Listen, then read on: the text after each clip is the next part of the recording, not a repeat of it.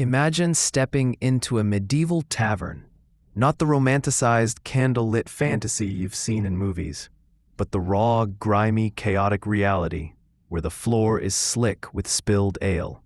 The air is thick with smoke and sweat, and every corner hides a story, far filthier than anything you've ever imagined.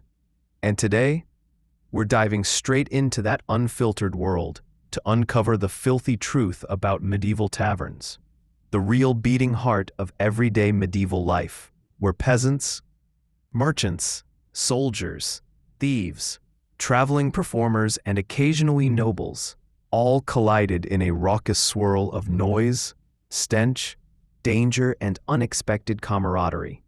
Picture a low wooden building, its beams darkened by decades of smoke, a crooked sign swaying outside, maybe creaking in the wind, promising ale, shelter, and trouble in equal measure. Because for most medieval folks, taverns weren't just bars. They were the closest thing to a community center, a gossip hub, a hiring hall, a courtroom, a brothel, and sometimes even a makeshift church, depending on who was drinking and what hour of the night it was.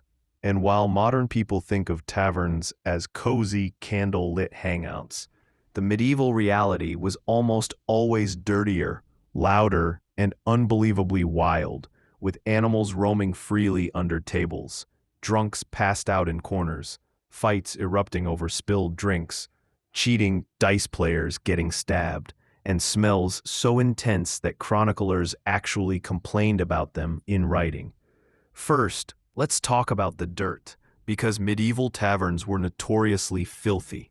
The kind of filthy that would shut down a modern restaurant before the first customer even walked through the door. Floors were usually just hard-packed earth soaked with ale, grease, spit, and sometimes blood. And when straw was thrown down to clean it, all it did was trap the filth so deeply that tavern floors became spongy, foul-smelling mats of rotting organic mush, attracting rats as big as cats, fleas, lice, and occasionally stray dog, who'd wander in hoping for scraps. And speaking of scraps, medieval food in taverns wasn't exactly five-star cuisine. If you ordered a bowl of stew, the odds were high that it had been simmering for days, with new ingredients thrown on top of old ones, creating a perpetual cauldron of meat, vegetables, and sometimes questionable bits that patrons preferred not to identify. And since refrigeration didn't exist, tavern keepers often disguised rotten flavors with spices, onions, or massive amounts of salt, while beer itself was safer to drink than water because water sources were often contaminated. So people drank ale for hydration and survival, even children. Now imagine all of that happening in a dimly lit room that smelled of sweat-soaked wool clothing, burning tallow candles, animal manure tracked in from outside, and stale alcohol soaking into every wooden surface. So when medieval writers said taverns were dens of sin and disease, they weren't just being dramatic. They were describing places where illness could spread simply because patrons drank from shared wooden mugs that were rarely washed properly, and sometimes wiped clean with the same rag used for cleaning tables and soaking up spills. But filth aside, taverns were also vibrant social hubs, the medieval version of social media combined with nightlife, where news traveled faster than official messengers, rumors spread with the speed of ale-fueled conversation, and every night could bring entertainment ranging from traveling musicians plucking lutes to jugglers, fortune-tellers, storytellers reciting epic tales, and even bear-baiting or cockfighting in some regions. And if you imagine medieval taverns as rowdy, you're not wrong. Brawls were common, with men swinging stools, tankards, fists, and sometimes knives. And while tavern keepers encouraged drinking, they hated fights because broken furniture cost money. So many hired large, intimidating staff members or even proto-bouncers known as tavern knaves to keep the peace. Though keeping the peace often meant tossing troublemakers into the muddy street rather than gently escorting them out. Meanwhile, the taverns weren't only for peasants. Travelers of all sorts passed through, meaning you might find a foreign merchant sharing a table with a rough mercenary who'd seen battles, or a monk quietly sipping ale near a group of gamblers shouting over dice games, because monks actually drank a surprising amount of beer, and some taverns were located near monasteries specifically because monks were reliable customers. And yes, gambling was everywhere. Dice, card-like games, wagering on fights or animal matches. But authorities often tried to ban these activities, fearing they encouraged sin, idleness, and crime. Yet tavern keepers simply moved the games to back rooms, cellars, or even private loft spaces hidden above the main hall, accessible by rickety ladders. And while we're uncovering truths, let's address the role of women. Because contrary to popular belief, taverns weren't exclusively male spaces. Women worked as servers, alewives, entertainers, or sometimes ran taverns themselves, but they also faced the dangers of harassment, exploitation, and violence. And many moral authorities accused taverns of blurring the line between drinking establishments and brothels, though the reality varied greatly depending on location and local laws.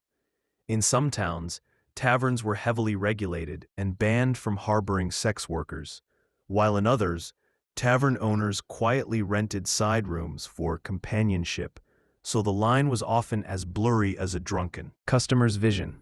Meanwhile, taverns were also places where deals were struck, alliances were formed, and secrets were leaked.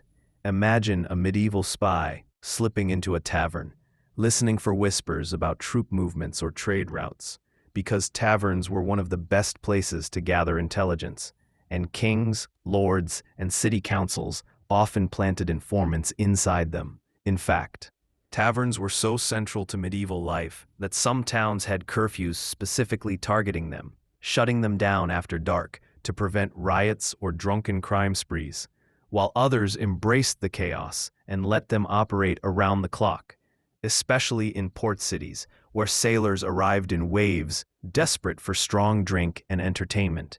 And speaking of chaos, taverns were breeding grounds for misrule, a medieval phenomenon where social norms temporarily flipped during festivals, especially around Christmas or Carnival, when ordinary people could mock authority, perform wild comedic plays, and drink to excess without fear of punishment, turning taverns into stages for irreverent humor, satire, and revelry that pushed the boundaries of acceptable behavior.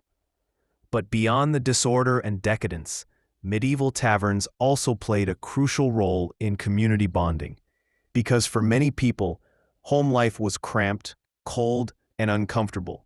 So the tavern offered warmth, social interaction, and a sense of belonging, whether you were celebrating a wedding, mourning a loss, or simply escaping the monotony of farm work. And even though medieval taverns were undeniably filthy by modern standards, filled with unwashed bodies, spoiled food, rodents, noise, and constant danger, they were also full of life, stories, laughter, music, and human connection, serving as the gritty, imperfect backbone of medieval society. And it's this duality, the filth and the fellowship, that makes them so fascinating. So the next time you picture a medieval tavern glowing warmly beneath wooden beams, imagine instead the chaotic reality, a smoky, smelly, loud, unpredictable place where you could lose your money, find a friend, start a fight, catch a disease, hear breaking news, or simply drink yourself into oblivion while the world outside kept on turning. Because medieval taverns weren't just places to drink. They were microcosms of the entire medieval world, bursting with the messy, vibrant, dangerous, hilarious, and sometimes disgusting truth of everyday life.